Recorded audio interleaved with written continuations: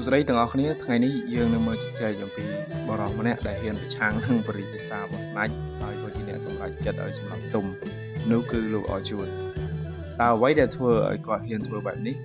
តើគាត់គ្រាន់តែស្រឡាញ់កូនប្រុសគាត់ម៉ឺនងួនឬក៏គាត់កំពុងតែការពារអំណាចខ្លួនឯងតោះមកជាមួយខ្ញុំទាំងអស់គ្នាជាដំបូងយើងនិយាយអំពីបុគ្គលិកលក្ខណៈរបស់អរជួនលោកអរជួនមានមោទនភាពលើអំណាច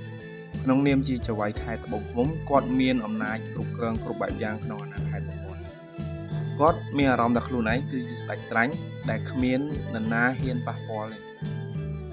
ការមើលស្រាលអ្នកដទៃគាត់ចាត់ទុកទុំគ្រាន់តែជា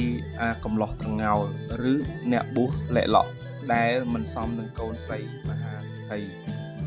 នេះបង្ហាញពីការប្រកាន់វណ្ណៈយ៉ាងធ្ងន់ធ្ងរការសម្រេចចិត្តដោយប្រារម្ភ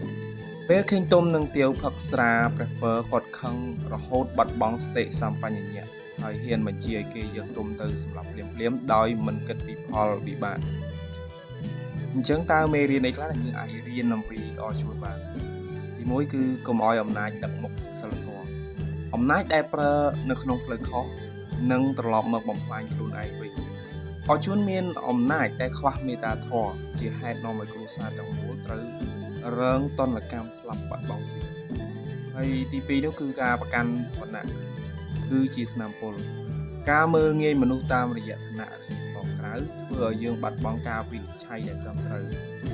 បើអរជួនគាត់ចេះបើកចិត្តទទួលទុំដែលជាមនុស្សមានសមត្ថភាពប្រហែលជាសាច់រឿងនឹងមិនបញ្ចប់ដោយបែបនេះទេអាចនឹងបញ្ចប់ដោយសេចក្តីសុខឬក៏មានរឿងជាច្រើនដែលល្អកើតឡើងច្រើនមេរៀនទី3ការគោរពច្បាប់និងឋានានុក្រមនៅក្នុងសង្គមមួយបើបុគ្គលដែលមានអំណាចមិនគោរពច្បាប់កណ្ដាលដែលជាមានបរិយាសាវានឹងបង្កើតឲ្យមានភាពវឹកវរអរជួនបានបង្រៀនយើងថាភាពមានះខ្ពស់ពេកនឹងធ្វើឲ្យយើងភ្លេចខ្លួនថាមានភ្នំដែលខ្ពស់ជាងយើងជានិច្ចមេរៀនទី4កំហឹងមួយពេលអាចបំផ្លាញអ្វីៗគ្រប់យ៉ាងការសម្រេចចិត្តសម្លាប់ទុំដោយសារតែកំហឹងមួយឆាវបានធ្វើឲ្យគាត់បាត់បង់ទាំងកិត្តិយសនិងជីវិតមនុស្សជាទីស្រឡាញ់នៅក្នុងគ្រួសាររបស់គាត់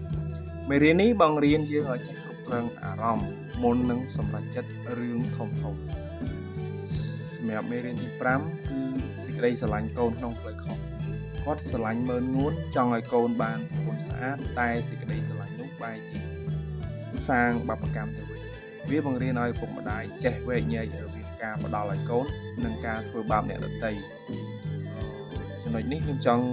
ឲ្យទាំងអស់គ្នាវែកញែកឲ្យច្បាស់ហើយនឹងយកមកប្រៀបធៀបជាមួយនឹងស្ថានភាពបច្ចុប្បន្នដែលឃើញមានគ្រោះថ្នាក់ចរាចរណ៍បង្កឡើងដោយក្មេងដែលគាត់បើកឡានជាកូនរបស់មន្ត្រីធំនៅក្នុងសង្គមយើងហ្នឹងអានេះហើយដែលសិតតែជាបញ្ហាដែលយើងត្រូវតែសិក្សាវែកញែកឲ្យដាច់ថាចំណុចណាដែលយើងផ្ដល់ឲ្យកូនហើយចំណុចណាដែលធ្វើឲ្យកូននោះទៅធ្វើបាបអ្នកដទៃវិញបាទសរុបមកលោកអរជួនគឺជាតួអង្គដែលឆ្លុះបញ្ចាំងពីផ្នែកងឹតនៃមនុស្ស